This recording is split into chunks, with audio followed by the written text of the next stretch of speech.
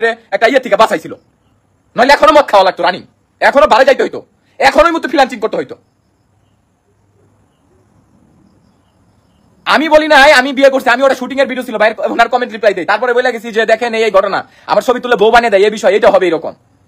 তো আপনাদের দেখে আমি ওনাকে দেখে দিলাম যে দেখেন আপনাদের চিন্তা ভাবনা মানে ভিডিও না দেখে আপনারা কিরকম মন মানসিকতা, যে আপনারা যা খুশি তাই বলেন। এই যে মেয়েটা প্রাক্তন যে আমার ব্যাপারে যে কথাগুলো বলেছে, যা কিছু করেছে, আমি হ্যান করছি ত্যান করছি, 12 মেয়ে না ঘুরছি মুখ করছি, আর আমি বললে তো কালকে বাড়িতে 100 মেয়ে এসে হাজির হবে। আমি কেন প্রক্রিয়া করতে যাবো, কিসের জন্য? আমি এটা কোথায় কি জন্য এটা করতে যাবো? আমার কি করবে? এটা ঠেকা হয়ে রয়েছে আমার। আমি সারাদিন কাজে ব্যস্ত থাকি, আমি যাবো ওই মেয়েদের সাথেই করার জন্য। টাকা হইলে মেয়ের অভাব, আমি মেয়ের সাথে সম্পর্ক করতে যাবো, সম্পর্ক করে আমাদের এসিয়া নষ্ট করুন, আমার টাকা নষ্ট করুন, আমার সময় নষ্ট করুন, টাকা নষ্ট খরচ করে আমার মেয়ের লগে সম্পর্ক পরকে করতে হবে কেন? যে মেয়েরা এসব বলেছেন, বোন আমি আপনাদেরকে বলতেছি মন মানসিকতা পরিবর্তন আনেন, পরিবর্তন আনেন। আপনারা না জেনে, যে যেমন মনে করেন টেলিভিশনে নিউজ হয় কিংবা কোন একটা বিষয় দেখেন, এক প্রেজেন্টার বলে দিল, কোনটা সত্য মিথ্যা কিভাবে ঘুরিয়ে বললো, এটা আপনারা মানে বুঝতে চান না, এটা বুঝতে চান না। আমি তো কাউকে সংসার করে সংসারে প্রবেশ করে আমি কাউকে সারা দেশের মানুষের মধ্যে একটা ভালো হিসেবে আমি পরিচয় করে দিয়েছিলাম, আর সে আমাকে সারা দেশের মানুষের সামনে মাথা নত করে দিয়েছে। আমাকে বলতে শুনেছেন কোনো কিছু?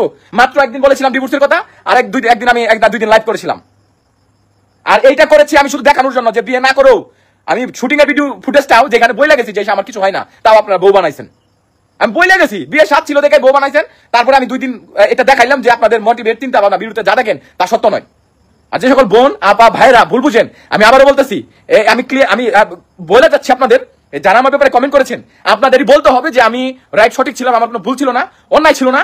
কে কালফিট, কে চরিত্রহীন, কার চরিত্র খারাপ, সে কে পরকে করেছে, কে এই মতো ফ্রিল্যান্সিং করেছে, কে জামাই বাড়িতে থেকে পরকে করেছে 2-3টার সাথে, কে বাপের বাড়ি যায় জামাই রাইখা 7 মাসের মধ্যে 3 মাস 4 মাস যায় পরকে করছে, এটা এমনি বের হয়ে আসবে।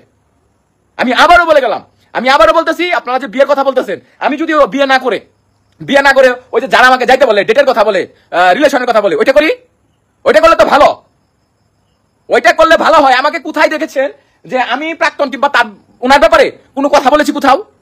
এই এতদিন গেছে, আর আমাকে নিয়ে প্রতিদিন 10টা-15টা করে ভিডিও ছাড়ে। কেন আমাকে নিয়ে ভিডিও ছাড়তে হবে? যে স্বামী ডিভোর্স হয়ে গেছে তার নামটা নেওয়া হারাম, নামটা নেওয়া হারাম। আর এমনি কোনো ডিভোর্স হয় না। এইখানে এসে 3 লক্ষ টাকা নিয়ে তারপর ডিভোর্স দিয়েছে। আপনাদের এটা বুঝতে হবে যে কি জন্য ডিভোর্স হইলো, কেন আমি তাকে একদিনের পরিচয় বিয়ে করেছিলাম, আমার কেন ডিভোর্স হয়ে গেল। আমি অনুরোধ জানাচ্ছি ভাই, আমি কারো প্রতি আমার কোনো হিংসা বিদ্বেষ কিছুই নাই। উনি ভালো থাকুক, উনি অনলাইন প্ল্যাটফর্ম থেকে কোটি টাকা কামাক, গরুর ট্যাবলেট বেচুক, আর যা মন চাই তাই বেচুক, ওনার প্রতি আমার কোনো খুব দেশ হিংসা কিচ্ছু নাই। আল্লাহ তাআলা ওনাকে উচ্চতার আসনে আসীন করুক, ওনার জন্য দোয়া করি। কিন্তু আপনারা কোনো ছেলের সংসার নষ্ট করেন না, স্বামীর জীবন নষ্ট করেন না, কাম করবেন না। আপনারা দোষ দিবেন জামাই দোষ দিবেন। পাগলের মতো ঘুরছি, যখন জামাইরে আগের জামাইয়ের লগে পরকিয়া করছে আমার বাসায় থেকে, পাগল হয়ে গেছিলাম বৃষ্টির মধ্যে, আমি সেন্সারা হয়ে গেছিলাম। আমি কইছিলাম ওই দিনই তালাক দিয়ে দিমু, পরে এই যে জায়গায় বসে ঘরে দরজাতে ট্যাবলেট খেয়েছিলাম, তালাকটা না দিই, পরে হসপিটাল থেকে ওয়াশ করে তারপর বাড়িতে আসি, ওই ভিডিও আছে আমার কাছে, আমি ছাড়ছি, কখনো দেখাইছি?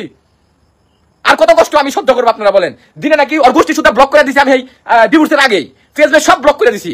আর কয় ভিডিও বানাই, আমি বলে ফোন দেই, কল করি, বিভিন্ন জায়গা থেকে বিভিন্ন লোকের দিয়ে ছোট করে ইমেজ নষ্ট করে ভিডিও তৈরি করে। আমার একটা কথা হইলে, একটা কমেন্ট হলে, এটা না 20টা বানাবে, মানে টপিক প্যান হয়েছে, ওনার কিছু ফ্যামিলির লোক আছে, ওনারা শিখিয়ে দেয় এবং ওইভাবে কন্টেন্ট মেক করে টাকা কামানোর জন্য। আমাকে দেখেছেন আমি এই ব্যাপারে কোনো কথা বলেছি?